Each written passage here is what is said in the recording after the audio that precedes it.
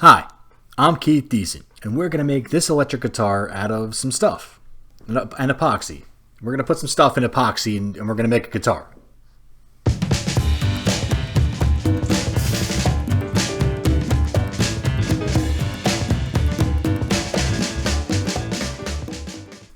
Okay, so there's a chance that you saw my guitar video before this one, where I made an electric guitar out of just whatever was lying on the floor of my workshop, including the pickup for that guitar.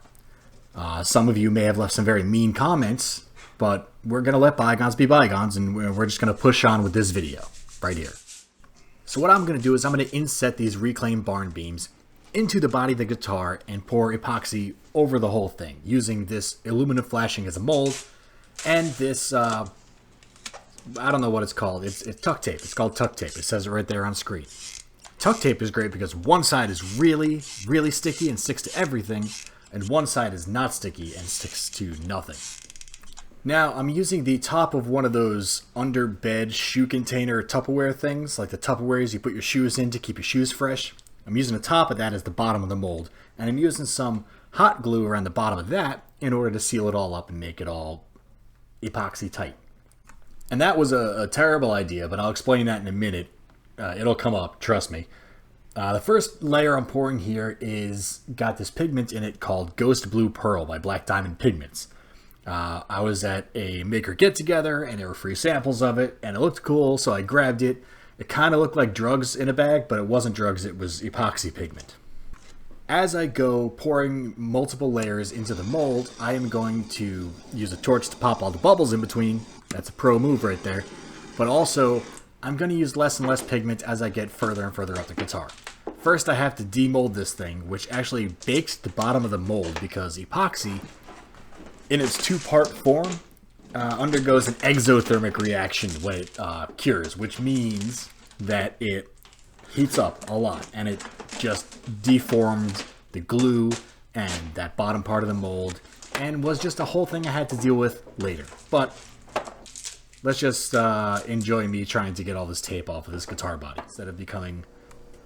After I got the first layer poured up, I wanted to get a good shape because I was going to make an ad hoc mold for the rest of the pours on the guitar itself out of the tape. So I took it to the bandsaw, which is a really old bandsaw and really not the best bandsaw, but it's my bandsaw, and it does what I need it to eventually. Quick note, if you're going to be cutting epoxy on your bandsaw, you're going to want to vacuum up every chance you get. Get a new dust filter for your vac or your system or whatever it is that you have that is going to be sucking up this dust, because it will look like you shaved a Yeti on top of your bandsaw. One thing I like to do while I'm operating the bandsaw or the oscillating spindle sander is to listen to podcasts. If you like to listen to podcasts, then you should check out my show, From the Ground Up. It's called FTGU, and it is the story of how we make stuff. It is the tools, the materials, and the stories behind the things we build. You can check it out at ftgupodcast.com, or you can try to find it on your podcast catcher, aggregator, or whatever. I'll leave a link here in the description so you can check it out. Obviously, on screen right now, I am sanding the body of the guitar that I just cut on the bandsaw and vacuuming up all the dandruff that has forthwith been produced. We're going to move on to the belt sander to finish shaping out this section of the body because I didn't want the wood to be that high anymore. I wanted to have the unfinished wood be very visible in the next layer. I've also got to shape the back of this, and the belt sander was doing an okay job, but in a minute I'll switch to the power planer, which really just chews through the stuff. Probably not great for the blade, definitely not good for my lungs or my dust collector, but you gotta do what you gotta do.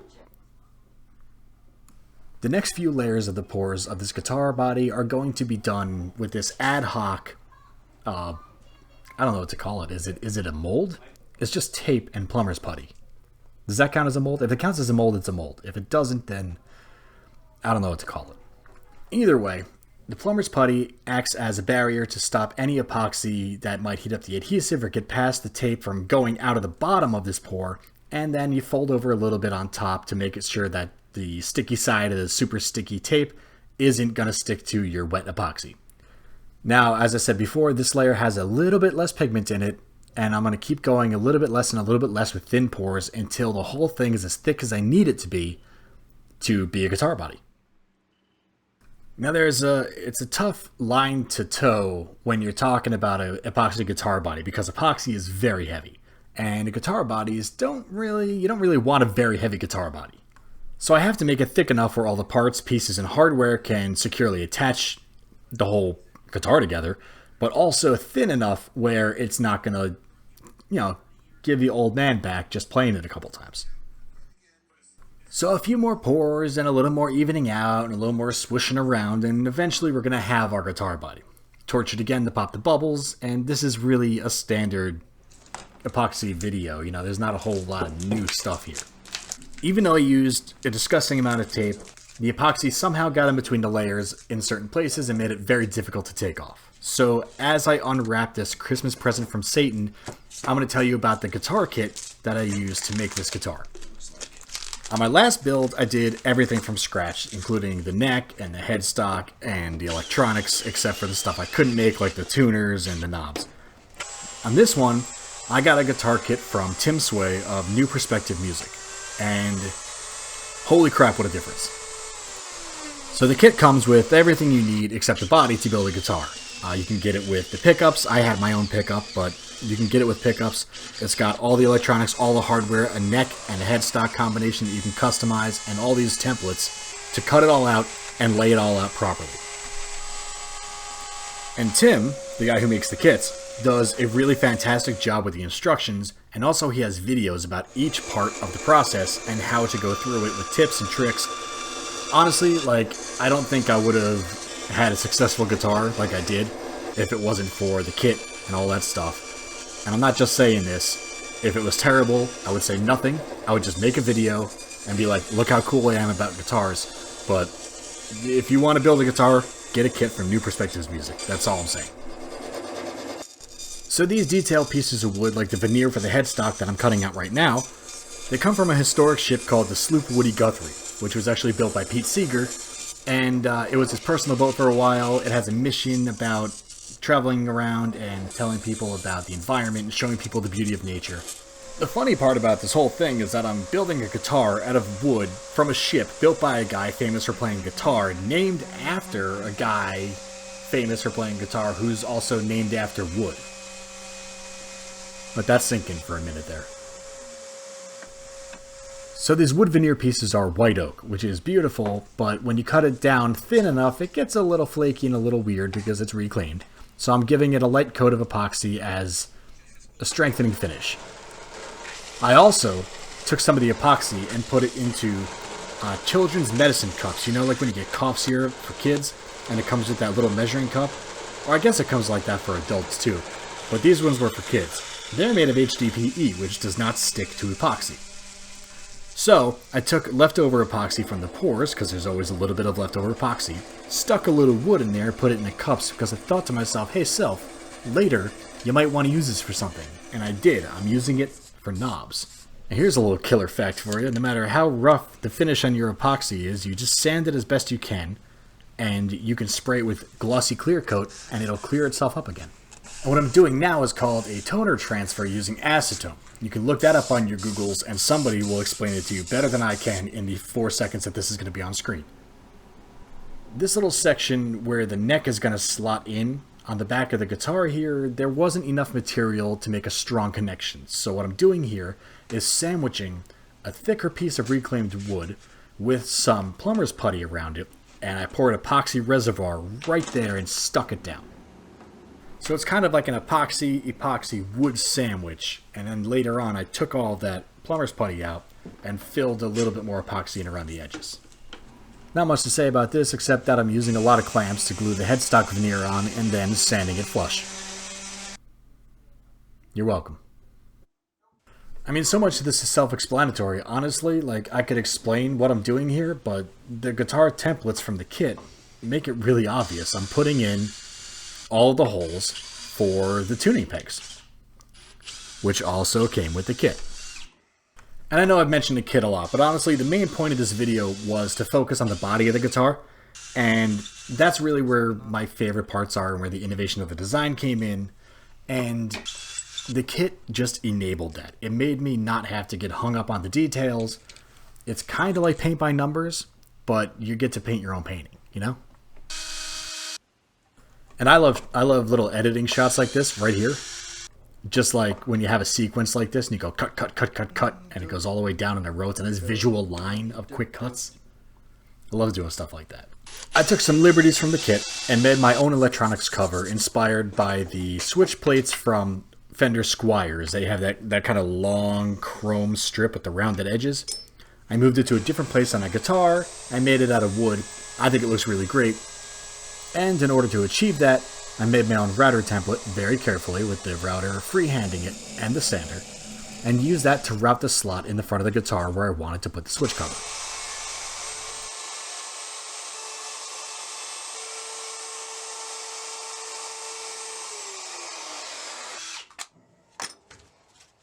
Voila. It fits, kind of. It didn't fit yet. I'm getting ahead of myself. I had a burrito for lunch. I'm a little antsy. You see here in the electronics cavity, I also left a little bit of a lip, and you'll see in a second that the switch cover sits nice and flush on that lip with the rest of the guitar body instead of sticking up. See? Look at that. Now, the hole I just drilled is to get the wires from the pickup to the electronics cavity, and then I have another one that goes to the bridge in order to ground the whole thing. There's a lot I could get into about wiring a guitar. As you can see, I've got the diagram open on my phone for half of this video. Tim explains it real well in his videos. There's a lot of videos online about wiring a guitar, and honestly, there is no reason for me to go into it. Everyone else has done it better. I'm not going to bother. This is the hole for the grounding wire. This is the longest drill bit I had. It's from masonry. It doesn't do the best job, but it does the job.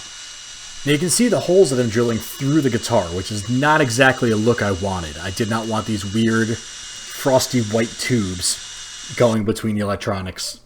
It just looked messy and amateurish. So what I ended up doing later is I mixed some epoxy together in a syringe and I injected it into those tubes because, like I said earlier, if you put a glossy clear finish on top of frosty, sanded, roughed up epoxy, it will often clear it up and defog it.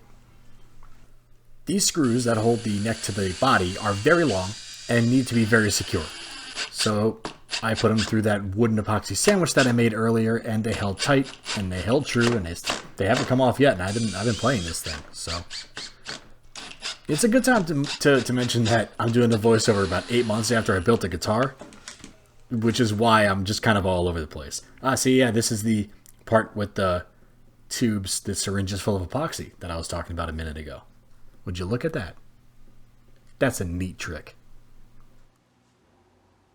And it looked so cool, apparently I was Instagram storying it. Oh, you can follow me on Instagram, by the way, at KeithDecent. And I talk a lot less there, which is maybe a good thing 13 minutes into the video to tell you. So that's the reclaimed wood and epoxy guitar. I call it Shipwreck. I think it's beautiful, and this is how it sounds.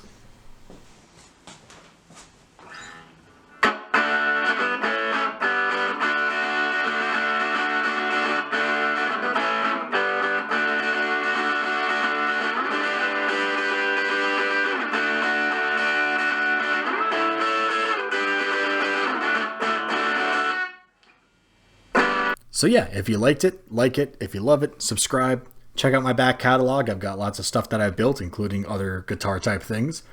And until next time, this is Keith Decent saying, later, makers.